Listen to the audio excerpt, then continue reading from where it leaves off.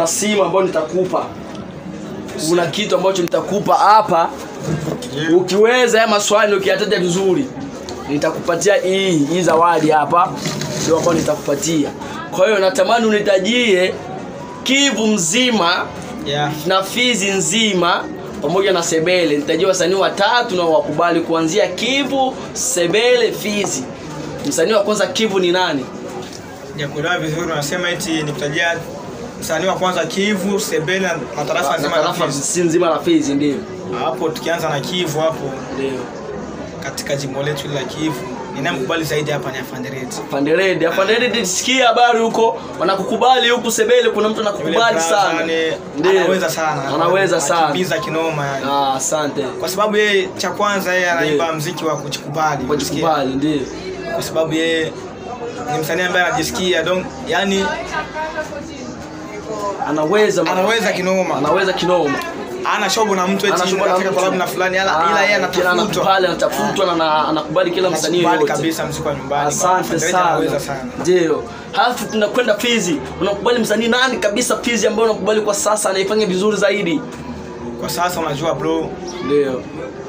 Kwa tarafa la Fizi ile mimi nilikuwa nakubali sana Bifizano ndio. Nilikuwa nakubali sana. Ndio mwenye tarafa ndio anapenda kujiita. Ndio mwenye tarafa. Sasa kwa sasa siku hizi ndio kuna mtu ambaye anakimbiza kinoma huko YouTube mzee. Atubuke pale kama tunasema na majini yani anakimbiza na mafuasi wanajiongeza siku kwa siku. Kibaya. Anaitwa Bruno Kinyama ni mtu nyatari. Bruno Kinyama sikia habari huko lipo kuna watu wanakukubali kinyama huko. Bruno Kinyama anakimbiza kinoma. Kwa sasa ni wa kwanza tarafani. Tarafani wa kwanza. Alafu hapa jini kwetu Sebele unakubali nani zaidi? Jambo. Shindai. Hapa tupo kwenye kazi mazee, tupo kwenye kazi, tupo kwenye interview. Tupo kwenye interview hapa, tupo kwenye kazi. Hapa Sebele unamkubali nani Sebele hapa jijini kwetu? Tukija nyumbani bro. Ndio. Hapa nyumbani namkubali sana Zuzu Chizu Beuhale. Zuzu ni mkongwe zamani. Nyimbo yake ipi unayokubali ya Chizu Beuhale? Nyimbo yake ipi unayokubali?